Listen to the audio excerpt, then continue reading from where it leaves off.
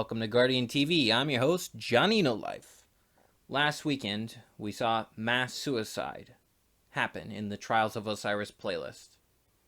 While tragic and hilarious, let's get into the finer details. Okay, so the Igenious Hammer was the 3-win reward.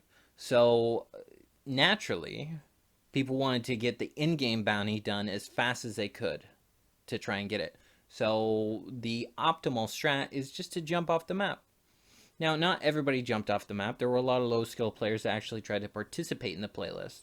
And so this made it a lot more fair kind of game, right? So you could actually, it was very feasible to get the 3 and 5 win reward.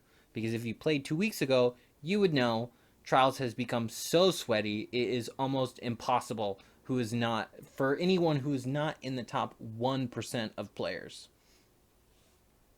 So how do we keep this massive growth in the playlist? Okay, because this is the most players that we've ever seen in the Trials of Osiris playlist since its debut last year. So 1, we need tokens on losses to come back. 2, we need drops at the end of matches, whether you win or lose. Okay, and it needs to be Trials gear. A lot of people have said this. Astacross, specifically, I've heard them say this. Everybody needs to be saying this. We need to be repeating it over and over again so the architects hear it, so Saint 14 hears it, and so it happens. Now, there's only been one reward tuning in Trials since its debut.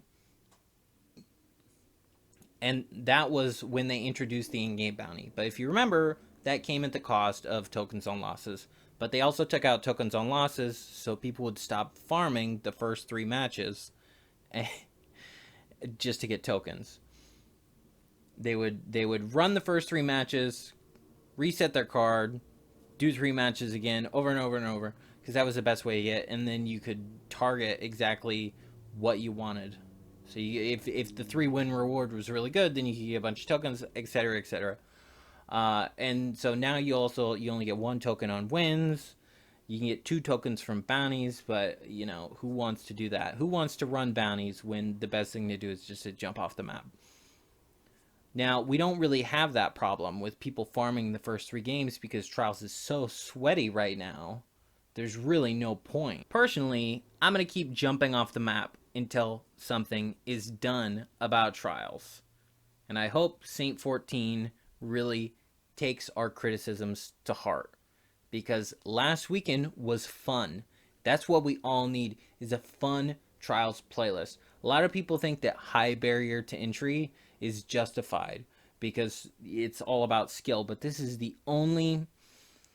I'm gonna break this character for a second. This is the only game where you can go into the most competitive playlist, and on your very first match, you can go against somebody who is in the top 1% of players. Someone who has done 7 flawless cards, okay, and is about to get their 8th flawless for the week, okay, and you're on your first game. This is the only place where that happens. And that is seriously messed up. I know that high skill players, they don't want to match it with somebody across the world. That's why they don't like skill-based matchmaking. Okay? But for everybody else, skill-based matchmaking is fine. Some combination of card-based, connection-based, and skill-based needs to be used. Okay? Even if it's just a soft skill-based matchmaking, it needs to be done. Okay, because this game cannot just be for the streamers. Okay, that makes it horrible when it's just for the streamers.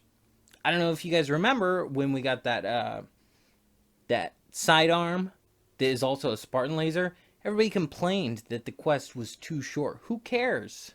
Oh, I grinded everything else this week and it took 80 hours. So yeah, I need to spend another 3 hours to get this exotic weapon. No, why can't it be 5 minutes?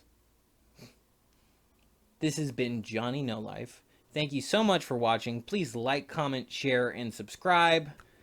New videos each week. let this video run out. Have a great day, guys.